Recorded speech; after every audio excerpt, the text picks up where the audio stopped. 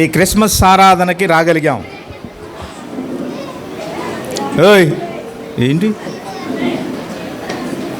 అండి, అక్కడ కూర్చోవాలి సండే స్కూల్ టీచర్స్ ఎవరో.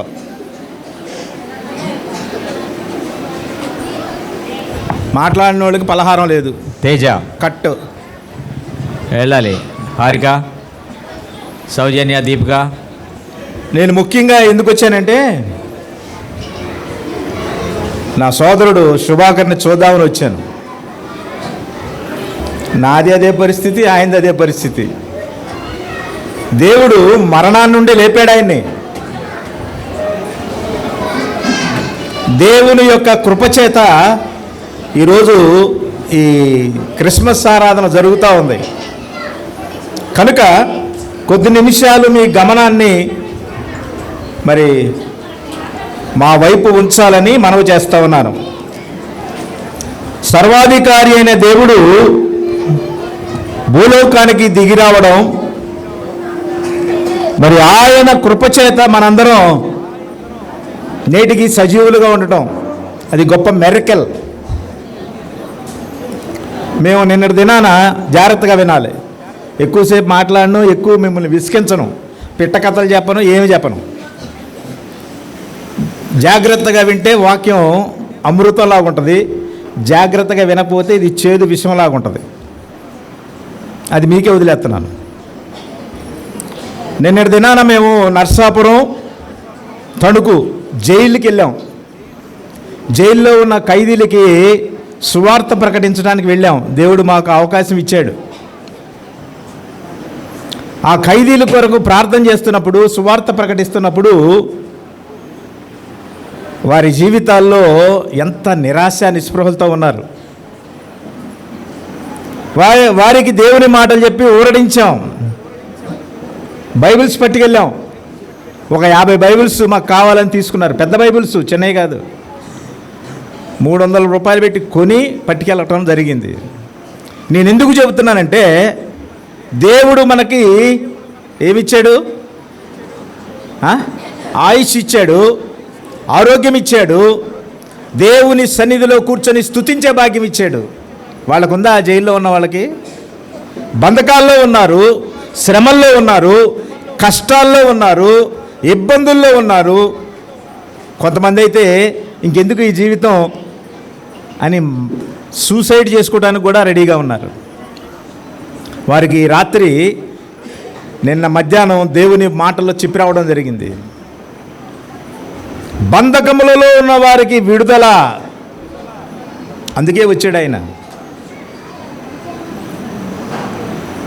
లోక పాపములను మోసుకొని పోయే దేవుని గొర్రెపిల్లగా ఆయన వచ్చాడు. కనుక ఏదో మన పాటలో ఆయన వినాలని, మనం ఇచ్చే కానుకేదో తీసుకుని వెళ్ళాలని కాదు. చాలామంది క్రిస్మస్ అంటే తప్పుడు అభిప్రాయంలో ఉండిపోయారు. క్రిస్మస్ అంటే ఏంటి? క్రిస్మస్ ఆరాధన అంటే ఏంటి? ఈ రాత్రికాలం ప్రశ్నలతోనే ఉంటుంది నా ప్రసంగం. మాస్టర్ని కనుక ప్రశ్నలే. యేసు ప్రభు ఎంతమందికి తెలుసు? మీకు తెలీదా? మరి చెయ్యత్రే. అబ్బో, చాలామందికి తెలిసే.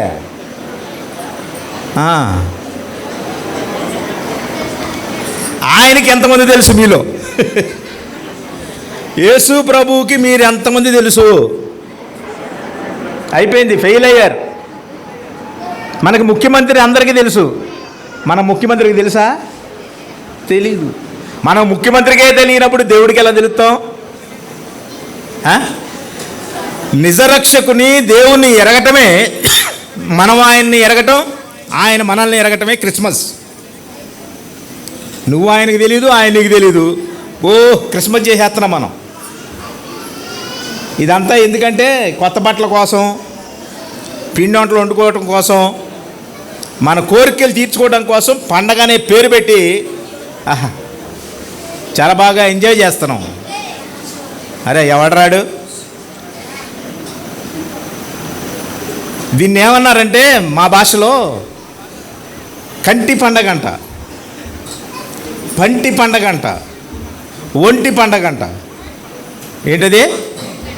కంటి పండగ, ఒంటి పండగ, పంటి పండగ. ఒంటికేమో బట్టల కోసం, పంటికేమో కోరిందల్లో తినటం కోసం, కోరిందల్లో చూడటం కోసమేమో కంటి పండగ. దీనిలో మునిగి తేల్తా ఉన్నారు ప్రజలు. ఏమి నెరవేర్చుకుంటున్నారంటే వాళ్ళు శరీరాశ, నేత్రాశ, జీవోపడంబాన్ని నెరవేర్చుకోవటం కోసం పండగ అని పెట్టి పేరు పాపం చేస్తూ ఉన్నారు. పాపం చేయటం కోసం పండగ చేయమల్లా దేవుడు. నేను ఖచ్చితంగా మాట్లాడానంటే ఇంకోసారి మా సుభాకర్ పిలవడం. కానీ ఖచ్చితంగానే మాట్లాడాలి. ఖచ్చితమైన భక్తే మనం నేర్చుకోవాలి. ఆషామాష భక్తి ఏదో అందరు పోయే దారిలో పోవటం కాదు.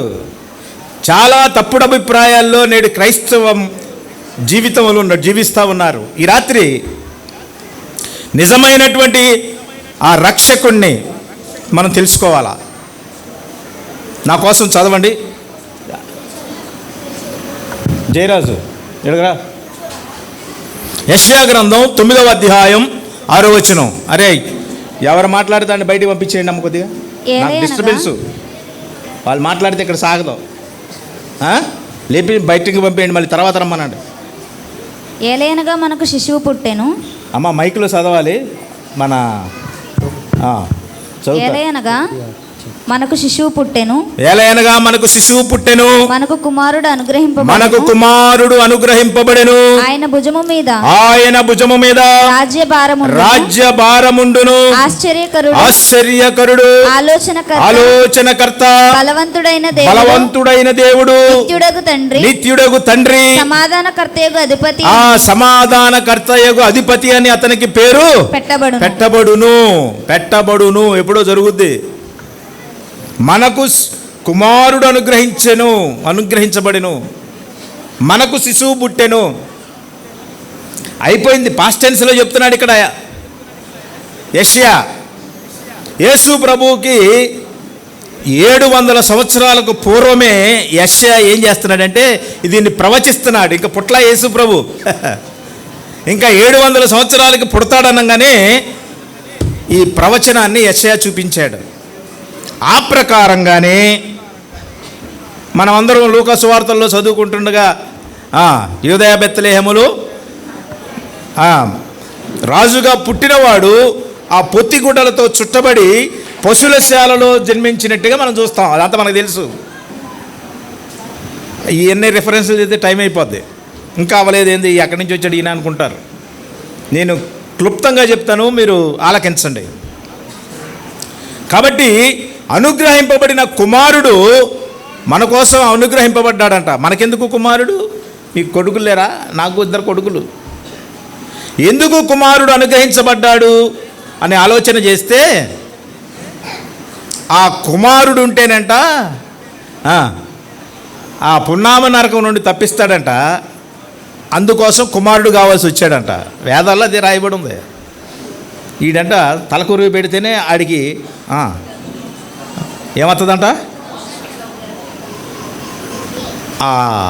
పరలోకం వస్తుందంట. లేకపోతే మరి పోతారు. ఆడపిల్లలు ఉన్న వాళ్ళందరూ పోయినట్టేనా? అది కాదు. దేవుడు మానవుణ్ణి ప్రేమించాడు. మానవుని కోసం బలి అవ్వడానికి భూలోకంలోకి అరుదించాడు. ఆయన పుట్టుకలోనే మరణం కూడా ఉంది. అది అసలు నికార్స్ అనేటువంటి క్రిస్మస్ అంటే. ఆయనకి ఎప్పుడైతే పుట్టుక ప్రారంభమైందో ఆయన మరణానికి దగ్గరగా, మనకు ఒక్కొక్కళ్ళకి 70, 80, 90 సంవత్సరాలు ఉన్నవాళ్ళు ఉన్నారు. ఆయన ఏ సంవత్సరాలు బతికాడు? 33.5 అంతే. ఆయన మరణంతో, ఆయన పుట్టుకతోనే మరణం దినాలు ప్రారంభమైనాయి. ఎందుకు వచ్చాడు ఆయన ఈ లోకంలోకి? సమాధానకర్త అన్నాడు, బలవంతుడైన దేవుడు అన్నాడు, నిత్యుడగు తండ్రి అన్నాడు. కాబట్టి దేవుని సన్నిధిలో ఉన్న మనం నిత్య సంతోషాన్ని, ఆనందాన్ని పొందటానికి మాత్రమే ఈ క్రిస్మస్. ఈ క్రిస్మస్ యొక్క ప్రాముఖ్యత ప్రతి వాళ్ళు తెలుసుకోవాలా. మత భక్తులకు తెలియదు ఇది. వాళ్ళ మతంలో ఉండి అబ్బా మేము ఎంత ఎరగదీసేస్తున్నాం దేవునికి అనుకుంటారు. ఆ అరటిగెలు తెచ్చినోడు అనుకుంటాడు నేను దేవునికి కానుకగా అరటిగెలు తెచ్చాను. 10 మంది చదువుతాడు, 100 మంది పిలుతాడు, ఫోటోలు తీసుకుంటాడు. దేవునికి అరటిగెల కావాలా? జ్ఞానులు కాబట్టి వాళ్ళు ఏం కానుకలు ఇచ్చారు? బంగారము, బోళము, సాంబ్రాణి. ఇప్పుడు మనల్ని దెమ్మంటలా అవన్నీ. దేవుడికి కావాల్సిన కానుక ఒకటి ఉంది, అది వేసి ఈవేళ మీరు వెళ్ళిపోండి. మీరు దేవునికి కానుకగా అది ఇవ్వాలి. అది మీలో మీరే పెట్టుకుని అది మీ దగ్గర ఉన్నంతకాలం ఏమి లేదు, ఆశీర్వాదం లేదు. మీరు దేవునికి మేము ఎవరం తెలవదన్నారు. మీరు దేవునికి తెలవకుండా మరి క్రైస్తవులు ఎట్టయ్యారు? క్రైస్తవులు ఇవ్వాలంటే ఆయన మనల్ని ఎరగాలి కదా, తెలుసుకోవాలి కదా. ఎలా తెలుసుకుంటారు? దేవుణ్ణి తెలుసుకోవటం ఎలా? దేవుణ్ణి తెలుసుకోకుండానే క్రిస్మస్ ఆరాధన చేస్తున్నారంటే లోకమంతా ఎలా ఉందో చూసారా? మీరు కాదులే, అందరూ అలాగే ఉన్నారు. కనుక ఈ రాత్రి మీరు ఎక్కడున్నా ఎలా ఉన్నా క్రీస్తు ప్రభువుని తెలుసుకోవాలి. నిజమైన ఆరాధన జరగాలి. అది చాలా ప్రాముఖ్యమైన సంగతి. కనుక లూకాసు వార్త 2వ అధ్యాయం 8-11 చదవండి. ఆ దేశములో కొందరు గొర్రెల కాపరులు పొలములో ఉండి రాత్రివేళ తమ మందను కాచుకొనుచుండగా ప్రభువు దూత వారి యొద్దకు వచ్చి నిలిచెను. ప్రభువు మహిమ వారి చుట్టూ ప్రకాశించినందున వారు మిక్కిలి భయపడిరి. అయితే ఆ దూత భయపడకుడి, ఇదిగో ప్రజలందరికీ కలుగబోవు మహా సంతోషకరమైన సువార్తమానమును నేను మీకు తెలియజేయుచున్నాను. దావీదు పట్టణమందు నేడు రక్షకుడు మీ కొరకు పుట్టి ఉన్నాడు. చాలు. ఇది ఎవరి ఆరాధన? ఎవరికి చెప్పాడు దేవదూత? గొర్రెల కాపరులకు చెప్పాడు. ఇంతకు ముందు వాళ్ళు అన్నాడు దేవదూతను చూడలేదు, దేవదూత అంటే ఎవరో తెలియదు, దేవుడు అంటే కూడా వాళ్ళకి ఎవరో తెలియదు. చెట్టుని పుట్టని పూజించేస్తున్నారు. వాళ్ళు మందను కాస్తా ఉన్నారు, పొలములో ఉన్నారు. ఆ ప్రశస్తమైనటువంటి ప్రకాశమానమైనటువంటి దేవదూత ప్రత్యక్షమైనప్పుడు వారు ఎదురు చూస్తున్నారు దేవదూత ఏం చెప్తాడా అని. మహా సంతోషకరమైన సువార్తమానము నీకు వినబడిందా? మరి వినబడి ఏం చేస్తున్నావు? ఎలా చేస్తున్నావు ఆరాధన పాట బలిపాడాడు మనోడు. నిజమైనటువంటి ఆరాధన ఏంటి?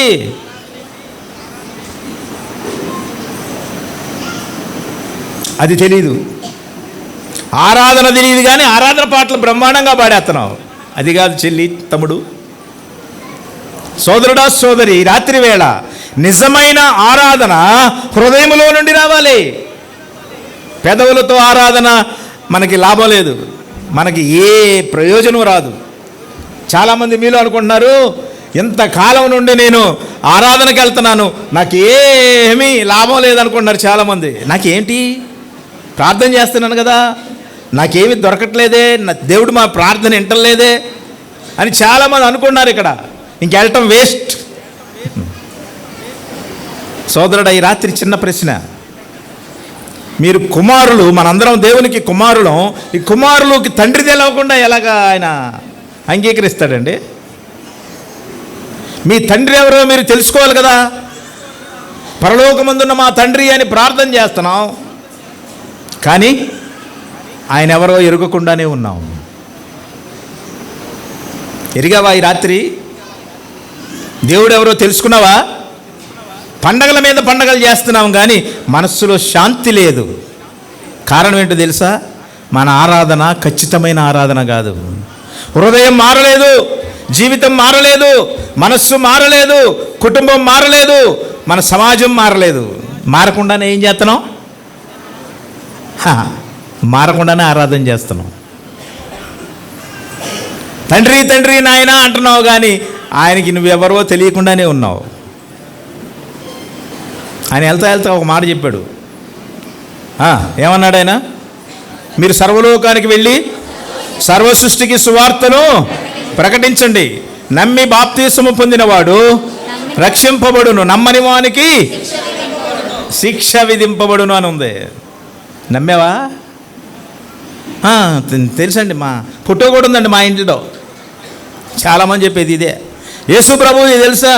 ఫోటో ఉందండి. తాతలు ముత్తాతలు అందరూ క్రైస్తవులేనండి. నువ్వేంది ఇప్పుడు వచ్చి చూస్తున్నావు? మాకు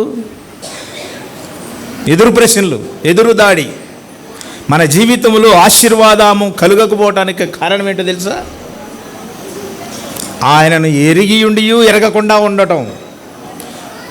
దేవుడున్నాడని తెలుసు, ఆయన ఆశ్చర్యకరుడని తెలుసు, పరిశుద్ధుడు అని తెలుసు, పాపమును సహింపని వాడని తెలుసు, పాపానికి శిక్ష విధించడానికి అధికారం ఉందని తెలుసు. కానీ ఏం చేస్తున్నావు నువ్వు? ఎరగకుండానే ఇంకా క్రిస్మస్ ఆరాధన చేస్తున్నావు. మన ఆరాధన దేవుని సన్నిధికి చేరే ఆరాధన. కొర్నేలి ప్రార్థన చేస్తున్నాడు తన ఇంట. ఆయనను గురించిన సాక్ష్యం ఏంటంటే, కొర్నేలి నీ ప్రార్థనలు నిలబడ్డాయి, నీ ధర్మకార్యాలు మా దగ్గరికి చేరాయి, ఇదిగో దూతలను పంపుతా ఉన్నాను అని యొప్పేకు మనుషులను పంపి ఆ కొర్నేలి జీవితాన్ని ఆయన ఆశీర్వదించాడు. జీవించుచున్నావన్న పేరు మాత్రము నీకున్నది, కానీ నీవు మృతుడవే అంతే. మృతుడంటే చచ్చినోడు అని అర్థం. బతికినట్టుగా వేషం వేసుకొని చచ్చినోళ్ళు చేసినట్టు పండగలు చేస్తున్నాం. యేసు ప్రభు భూమిలో ఉన్నాడా? బతికాడు. ఆయన బతికితే కాబట్టి మనకు పండగలు చేసుకుంటున్నాం. మరి బతకనోడికి చేసినట్టు చేస్తారేంటి పండగలు? ఇంకా సమాధిలో లేని ఆయనకి సమాధుల దగ్గర ప్రార్థన ఎందుకంటే, ఆయన లేచాడు. జీవించుతున్న మనము జీవాధిపతి అయిన యేసు ప్రభువుని ఆరాధించాలంటే మనం కూడా జీవించినటువంటి అనుభవం కావాలి. నీ స్థితి మారాలి, నీ ప్రవర్తన మారాలి, నీ ప్రతిదీ నీ జీవితంలో మారు మనసు పొందితేనే ఏముంది నీకు? రక్షణ, పరలోకం. ఆ స్థితి లేని వాళ్ళకి రేపొద్దున ఏముందట? నరకం, అగ్ని గంధకములతో మండు గుండము కాచుకొని ఉంది. కాబట్టి మొదటిదిగా సమాధానము కలుగు చేయడానికి ఆయన వచ్చాడు. రెండవదిగా ఆయనను ఆరాధించబడటానికి మహాసంతోషకరమైన ఆ సువార్తమానము మనకు వినిపించి మన జీవితాలను సంతోషమయంగా చేయడానికి ఆయన వచ్చాడు. మూడో సంగతి ఏందో చూద్దాం. చూడండి, యోహాను సువార్త 3వ అధ్యాయం 16వ వచనం. దేవుడు లోకమును ఎంతో ప్రేమించెను కాగా ఆయన తన అద్వితీయ కుమారునిగా పుట్టినవాని యందు విశ్వాసముంచు ప్రతివాడును నశింపక నిత్య జీవము పొందునట్లు ఆయనను అనుగ్రహించెను. ఇదండి దేవుడు వచ్చిన పని. నశించిన దానిని వెతికి రక్షించడానికి వచ్చాడు. ఆయన రక్షకుడు గనుక రక్షించడానికి వచ్చాడు. మనందరం భక్షకులం గనుక భక్షించడానికి వస్తాం. నశించింది ఏంటి? లోకంలో పాపి అయిన మానవుడు నశించిపోయాడు. పాపాత్ముడైన మానవుడు దేవునికి దూరమైపోయాడు. నిన్ను వెదకి రక్షించడానికి ఆయన వచ్చాడు. ఎక్కడెక్కడో ఉన్నావు, ఎక్కడో దాగుకున్నావు, దేవునికి కనబడకుండా ఉన్నావు. నువ్వు చేసే భక్తి దేవునికి కనబట్టలేదు, వినబట్టలేదు. నువ్వు చేసే ప్రతి పని కూడా ఆయనకు ఆయాసకరంగానే ఉంది. నువ్వు అనుకుంటున్నావు నేను చాలా భక్తి చేస్తున్నాను అనుకుంటున్నావు. నశించిపోయిన స్థితిలో మనం ఉన్నాం. మనలను రక్షించటానికి ఈ రాత్రి వేళ దేవుడు వచ్చాడు. జైల్లో ఉన్న వాళ్ళకి సువార్త చెప్తే వాళ్ళందరూ బోరు నేర్చి దేవుని నమ్ముకున్నారు. మాకు బైబిల్ కావాలయ్యా, మాకెవరో ఇంత వివరంగా చెప్పలేదు. దేవుడు ఆ అవకాశం కలిగించాడు కనుక నేను దినాన్ని వారికి సువార్త చెప్పడం జరిగింది. నువ్వు ఎన్ని సంవత్సరాల నుంచి వింటున్నావు సువార్త? సుభాకర్ గారు ఎన్ని సంవత్సరాల నుంచి క్రిస్మస్ చేస్తున్నాడు? దేవుని ప్రేమ ఎరిగావా? దేవుని పిలుపుని వెరిగావా? దేవునికి కుమారుడుగా అయ్యావా? కుమార్తెగా అయ్యావా? మరి అవ్వకుండా ఏం చేస్తే ఇంక పండగ చేస్తే ఏం లాభం? మారు మనసు రక్షణ పొంది దేవుని కుమారులుగా అయిన తర్వాత మనం ఏం చేసినా ఆయన అంగీకరిస్తాడు. అప్పుడు మనం థ్యాంక్ యూ జీసస్ అని చెప్పచ్చు. ఆయనకు నువ్వు తెలియదు, నీకు ఆయన తెలియదు. క్రిస్మస్ల మీద క్రిస్మస్లు వస్తున్నాయి, అన్నీ జరిగిపోతూ ఉన్నాయి. నువ్వు మాత్రం నీ హృదయాన్ని దేవునికి ఇవ్వకుండా నీ దగ్గర అట్టి పెట్టుకొని నువ్వు ఎక్కడే ఉండు, నేను అక్కడికి వెళ్ళొస్తాను. హృదయాన్ని ఎంతమంది ఇళ్ళ దగ్గర వదిలేసి వచ్చారు ఈ రాత్రి?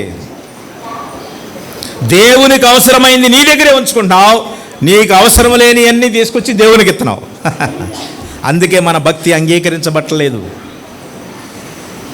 నశించిన దానిని వెతికి రక్షించడానికి వచ్చాడు. కొన్ని సంవత్సరాల నుండి దేవుని ఎరిగి ఉండి కూడా ఎరగనట్టే ప్రవర్తిస్తున్నావు. మీరేమన్నా అనుకోండి, నిజమైన భక్తి విశ్వాసం మనం కలిగి ఉన్నప్పుడే మన భక్తి అంగీకరించబడుతుంది. కొర్నేలి అంతే, అన్యుడు. ఆయన ప్రార్థన, ఆయన ధర్మకార్యాలు దేవుని సన్నిధికి చేరాయి. నువ్వు చేసింది ఒక్కటైనా దేవుడి దగ్గర చేరిందా? ఒక్క సంగతైనా దేవుడు నీకు విశదపరిచాడా? నువ్వు చేసిన ప్రార్థనకి ఒక్కసారైనా జవాబు వచ్చిందా? లేనప్పుడు ఇంకెందుకు నీ విశ్వాసం ఏంటి?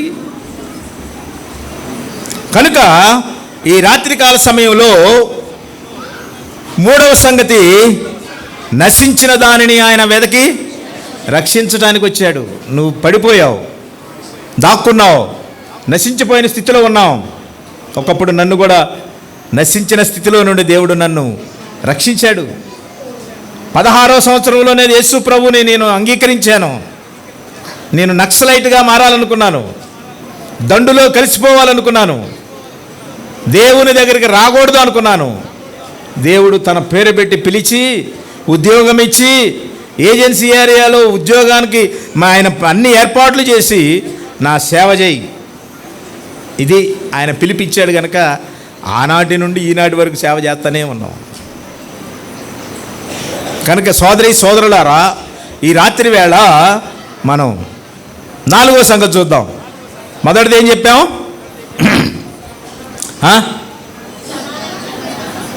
శిశువు, ఆయన సమాధానకర్త, బలవంతుడైన దేవుడు, నిత్యుడు తండ్రి మనకు సమస్తాన్ని అనుగ్రహించడానికి వచ్చాడు. రెండవది, మహాసంతోషకరమైన సువార్తమానాన్ని మనకు వినిపింపజేయడానికి వచ్చాడు. మూడవది, నశించిన దానిని వెదకి రక్షించడానికి దేవుడు వచ్చాడు పరలోకంలో నుండి. 4వ సంగతి చూడండి. 1 తిమోతి పత్రిక 1వ అధ్యాయం 15వ వచనం.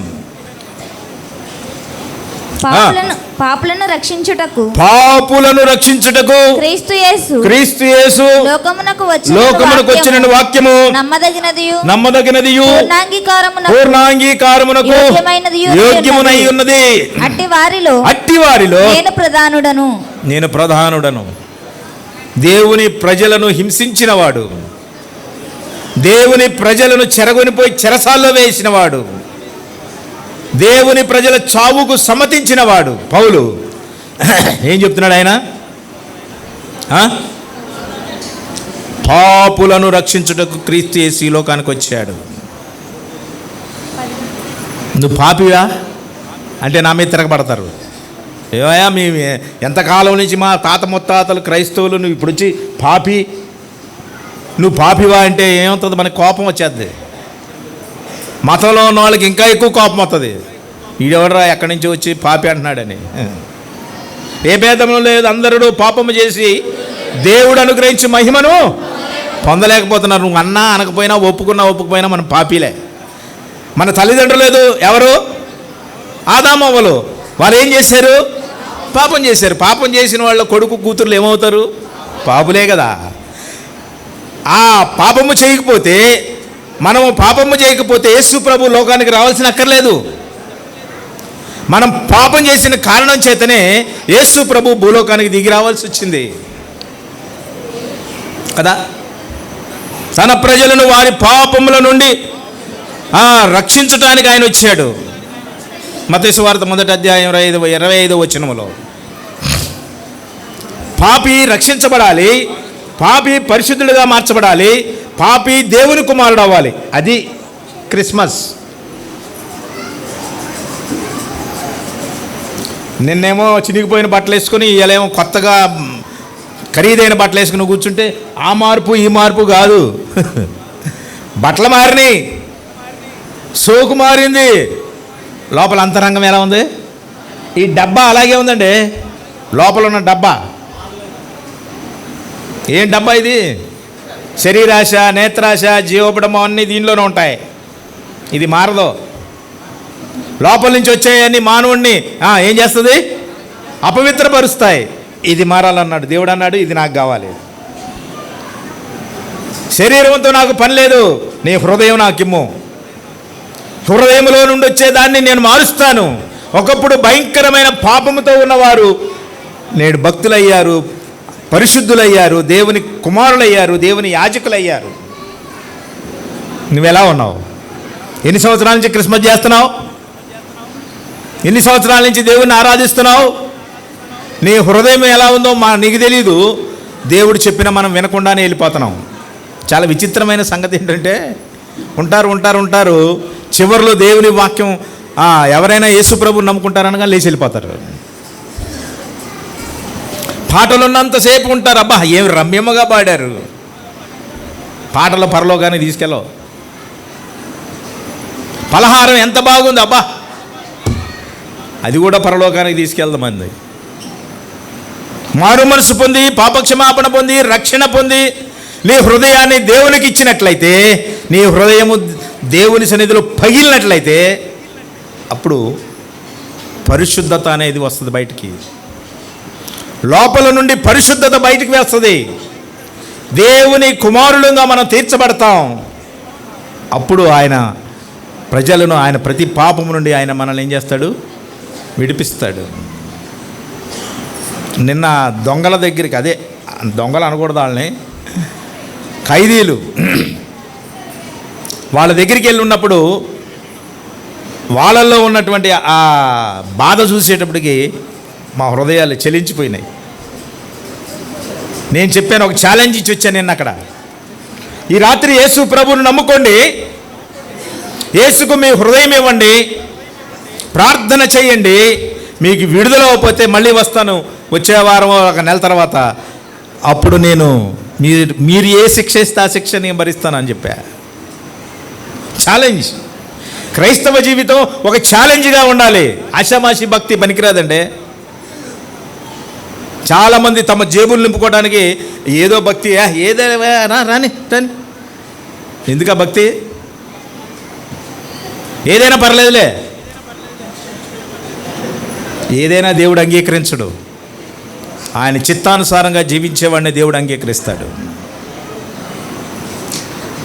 తర్వాత మాట చూడండి, యోహాను సువార్త 8వ అధ్యాయం 12వ వచనం. మరలా యేసు, నేను లోకమునకు వెలుగును, నన్ను వెంబడించువాడు చీకటిలో నడువక జీవపు వెలుగు కలిగి ఉండునని వారితో చెప్పెను. నేను వెలుగు అన్నాడు దేవుడు. దేవుడు ఏం చేశాడు? వెలుగు కమ్మని పలుకగా వెలుగు కలిగింది. వెలుగై ఉన్న దేవుడు మానవుని వెలిగించటానికి ఆ పరలోకంలో నుండి భూలోకాన్ని దిగి వచ్చాడు.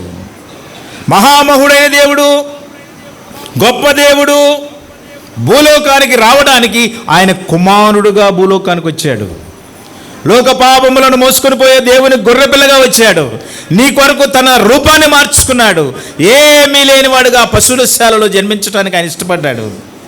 సోదరుడా, సోదరి, మనల్ని మనం తగ్గించుకోమంటే అస్సలు ఒప్పుకోం కదా. ఆడు గొప్ప, నేనే గొప్ప. ఎందుట్లో గొప్ప నువ్వు? తన్ను తాను తగ్గించుకుని వాడు హెచ్చింపబడును. అది మనకు తెలియదు ఆ సూత్రం.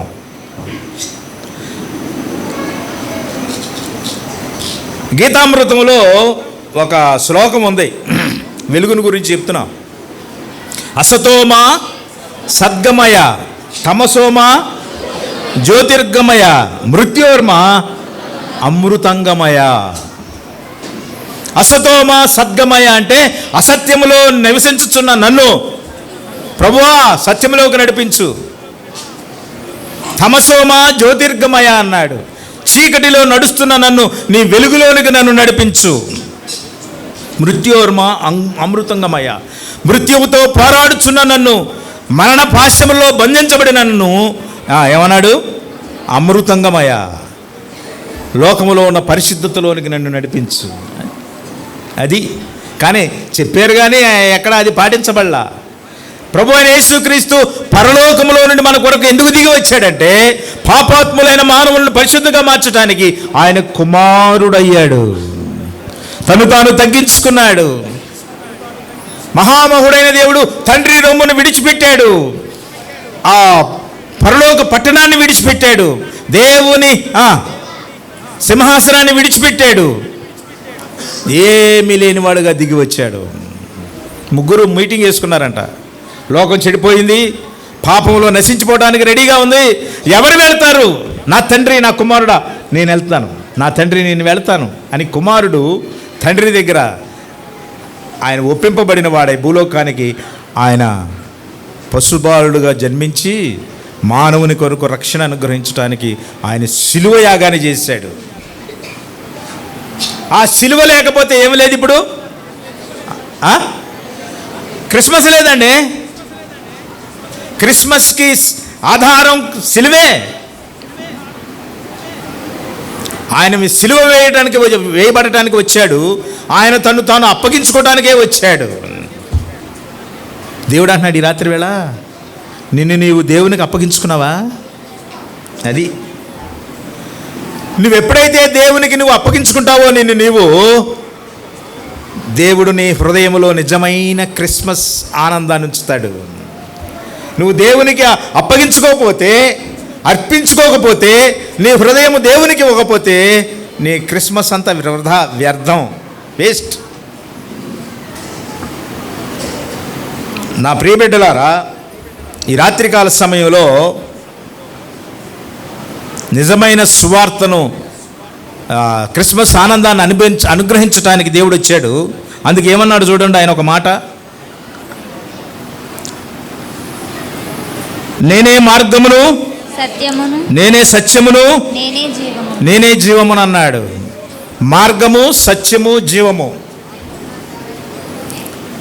దేవుని దగ్గరికి వెళ్ళాలంటే ఆయనే మార్గం, ఆయనే సత్యము, ఆయనే జీవం. ఆయన లేకుండా మనకు పరలోకం ఇంకో మార్గం లేదు, ఇంకో దారి కూడా లేదు. సత్యమై ఉన్న దేవుడు, మార్గమై ఉన్న దేవుడు, జీవమై ఉన్న దేవుడు. వీళ్ళని మనం ఏం చేయాలంటే ఆరాధన చేయాలి. నీ జీవం కావాలా? దేవుణ్ణి ఆరాధించు. నీలో సత్యం ఉండాలా? దేవుణ్ణి ఆరాధించు. మార్గంలో ఉన్నావా? మార్గంలో తప్పి జీవిస్తున్నావా? మార్గంలోకి రావాలంటే యేసు ప్రభువే మార్గం. కాబట్టి ఈ రాత్రి వేళ చాలామంది ఎదురు చూస్తున్నారు. పాటలు గేట్లు డ్యాన్సులు లేకుండా ఏందా అయినా. ముందు వాక్యం. వాక్యం అంటే ఆశీర్వాదం. నువ్వు ఎప్పుడైతే ఈ వాక్యాన్ని అంగీకరిస్తావో దేవుని ఆశీర్వాదం నీ మీద, నీ కుటుంబం మీద ఎల్లవేళగా ఉంటుంది. ఆశీర్వాదం లేకుండా ఎంత పండగ చేస్తే ఏముంది? అదంతా వృధా అమ్మా. ఈ రాత్రి వేళ ఇంకొక మాట చెప్తాను. ఆయన పిలుస్తున్నాడు, ప్రయాసపడి పాపభారము మోసుకొనుచున్న సమస్తమైన నా ఎదుగు రండి, మీకు విశ్రాంతిని అనుగ్రహిస్తానన్నాడు. నువ్వే భారంతో ఊగిపోతున్నావు ఈ రాత్రి వేళ? నేనెత్తినే వేసుకున్నావు నీ భారం అంతా, పాప భారం అంతా నువ్వే మోస్తున్నావు. ప్రభు అంటున్నాడు, అమ్మ నువ్వు మొయ్యద్దు, నేను మీకు విశ్రాంతిని అనుగ్రహిస్తాను, నా దగ్గరికి రా. పాప భారాన్ని తగ్గించడానికి ఆయన వచ్చాడు పరలోకంలో నుండి. పాప భారాన్ని తీసివేయడానికి ఆయన వచ్చాడు. ఈ రాత్రి వేళ దేవుని ఎరిగిన నీవు వెలిగించబడితే నువ్వు నీ కుటుంబాన్ని వెలిగించాలి. నువ్వు తెలుసుకున్నావు, ఆరాధన చేస్తున్నావు, బలారాధన చేస్తున్నావు, చాలా సంవత్సరాల నుంచి క్రైస్తవురాలుగా ఉన్నావు, కానీ ఎవరిని నీవు దేవుని ఎదుగు నడిపించట్లా. నీ కుటుంబంలో ఉన్న వారి సంగతి ఏంటి? వారు చీకట్లే ఉన్నారే, వారు మరణాంధకారంలో ఉన్నారే, వారు దేవునికి దూరంగా ఉన్నారే. నీ పని ఏంటి? వారిని దేవుని యొద్దకు నడిపించాలి. అదే సువార్త. దేవుడు వాటికే రేపొద్దున అక్కడ పరలోకంలో ఏమిస్తాడు? బహుమానాలు ఇస్తాడు. నువ్వెవరికి సువార్త చెప్పావు, ఎంతమందిని దేవుని యొద్దకు నడిపించావు, దేవుని కొరకు ఎంత నీవు ఖర్చు పెట్టావు, ఈ లెక్కలకే అక్కడ బహుమానం ఉంది. ఇవేమీ చేయకుండా పండక్కి వచ్చి మొక్కుబడిగా కూర్చొని మొక్కుబడిగా ఏదో చెల్లించుకొని వెళ్ళిపోవడం కాదమ్మా. మార్గమై ఉన్న క్రీస్తు, సత్యమై ఉన్న క్రీస్తు, దేవుని సన్నిధిలో మనం వారిని ఆరాధించాలి. కాబట్టి దేవుని ప్రత్యక్షత మనం కనులారా చూచినటువంటి భక్తులు ఆ పరలోక పట్టణాన్ని గురించి వివరించారు. పద్మాసు దీపంలో పరవాసిగా ఉన్న ఆ యోహాను ఆ ప్రకటన గ్రంథంలో జరగబోయే సంగతులన్నిటి గురించి వివరించాడు. ఈ రాత్రి వేళ మీరు దేవుని సన్నిధిలో ఒక తీర్మానం చేసుకోవాలి. ఈ రోజు నుంచి నేను బైబిల్ చదువుతాను. ప్రతిరోజు బైబిల్ చదివేవాళ్ళు చేయొద్దండి. ప్రతిరోజు ఎన్నిసార్లు చదివారు? ఒకసారి అయినా చదివారా? మరి చాలా చేతులు లెగల.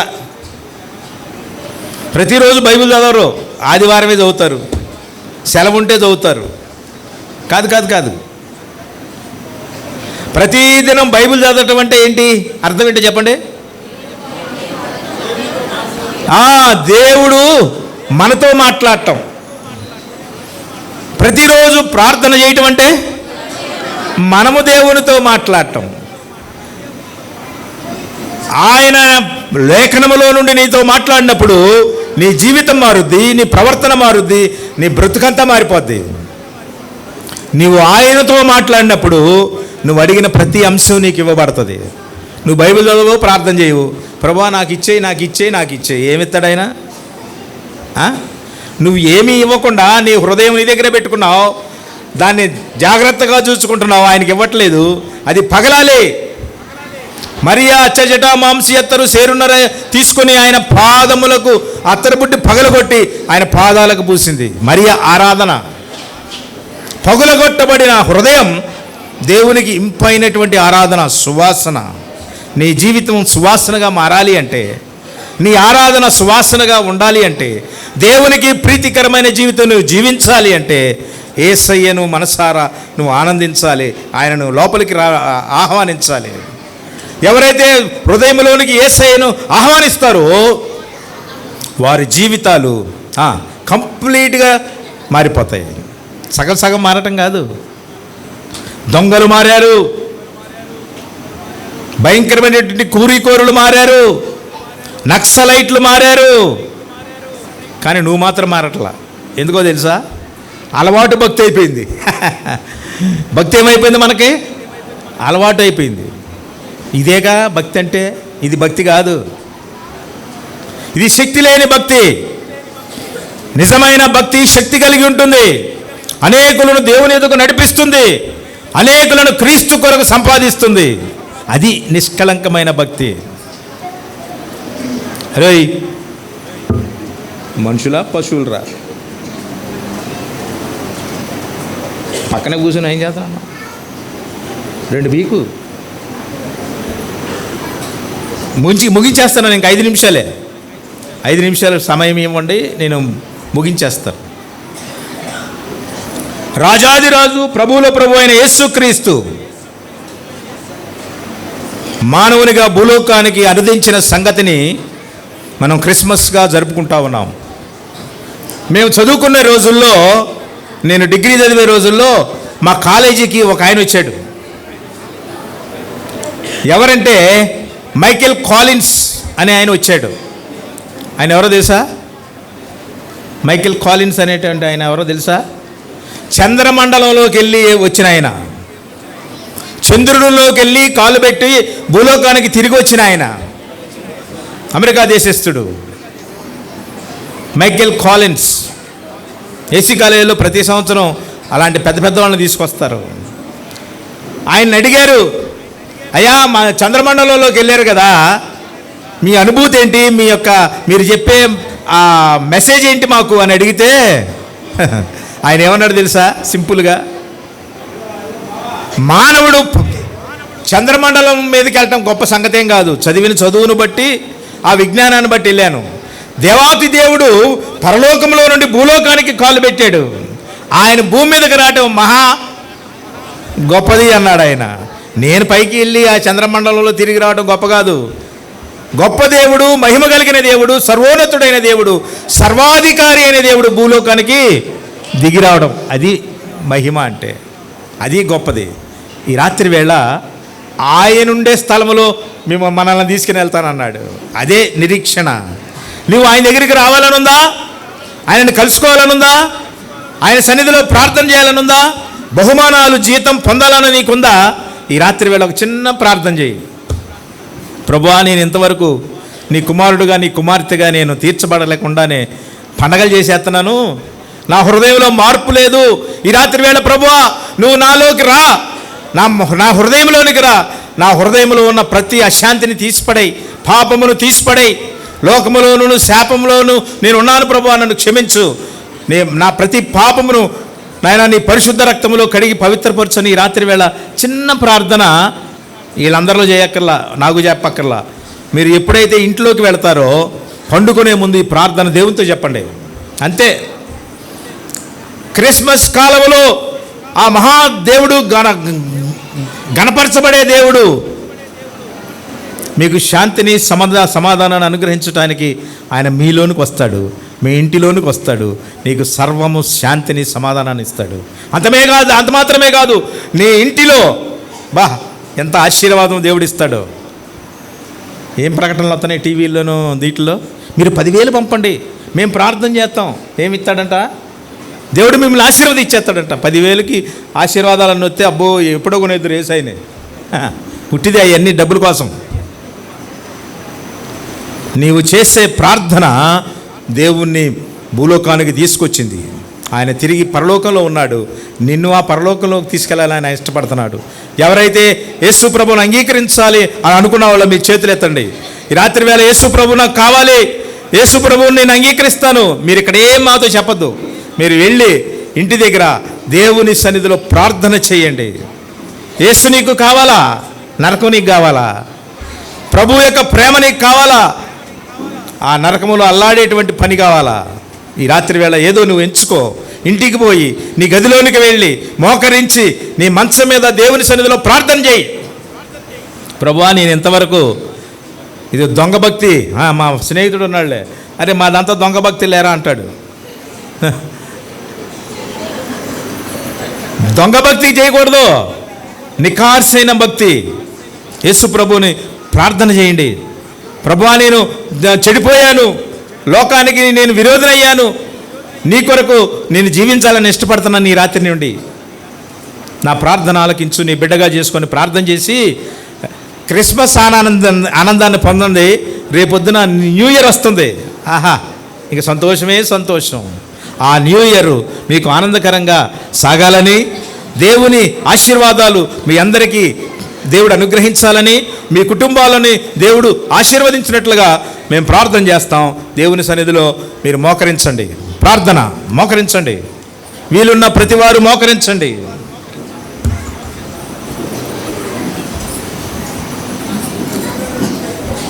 ఈ రాత్రి ఎవరైతే దేవుని నమ్ముకోవాలని ఇష్టపడుతున్నారో